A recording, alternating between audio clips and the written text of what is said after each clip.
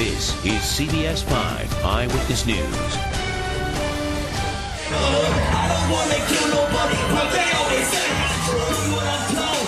Earth strikes with the big knife. I get you when you're sleeping, and I get you at the midnight. Lyrics about murder and rape, fans with gory costumes. Tonight, we take you inside Horrorcore. Good evening, I'm Ken Bastida. This is a style of hardcore rap that takes horror to a whole new level. But some fans seem to take the music message a little too far. Joe Vasquez tonight with a closer look at the music linked to a string of recent murders. Friday the 13th in San Francisco, the insane clown posse is in town. Juggalos a family, man. These horrorcore fans, who call themselves Juggalos, are lined up by the hundreds in colorful, creepy, sometimes bloody costumes. Who are you guys?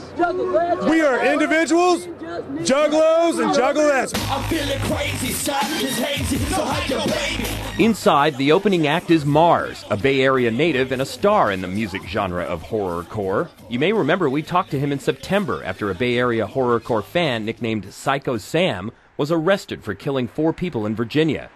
Since that time, another gruesome murder. Last month in New Hampshire, 4 teenagers were arrested for hacking a woman to death with a machete. Her 11-year-old daughter survived the attack. The lead suspect was wearing a horrorcore t-shirt when he was arrested. On his MySpace page, he called himself a Juggalo for life. Every time I turn the music up, I get evil. It's telling me to go right out to kill people. Horrorcore focuses on murder, mayhem, and rape. The over-the-top lyrics led Rolling Stone magazine to call the music more schlock than shock.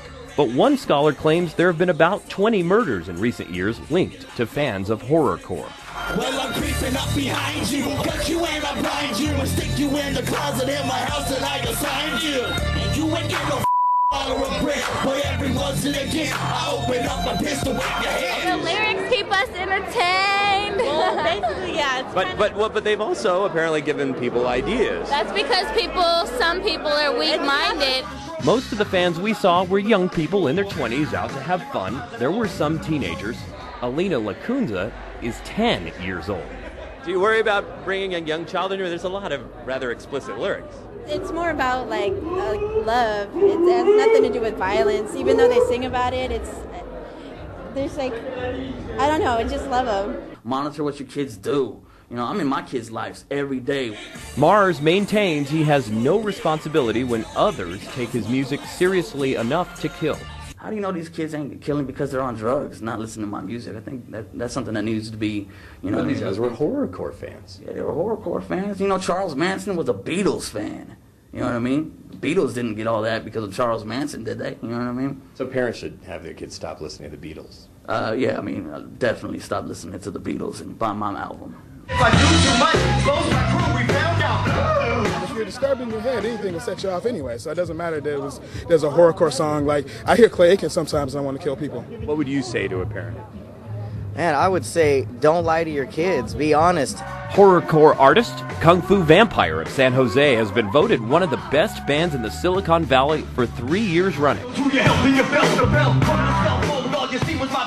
If kids are committing murders and there's a music that is talking about murders, do you have some responsibility? I mean, I feel like I don't because psycho people relate to psycho stuff.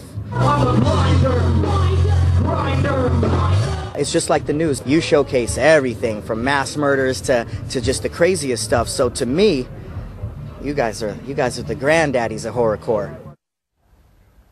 We can't argue completely with what he's saying, but that's a whole different subject.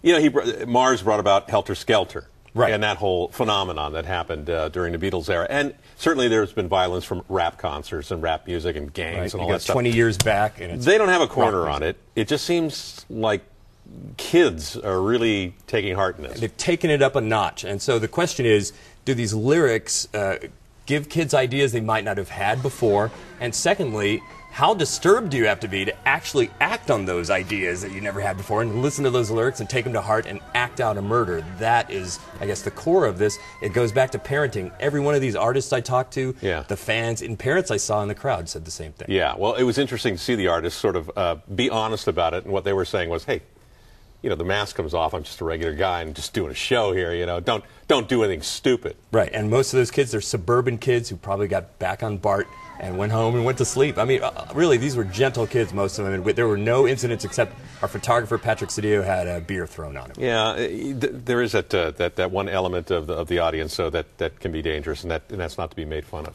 Exactly. All right, Joe Vasquez, thank you.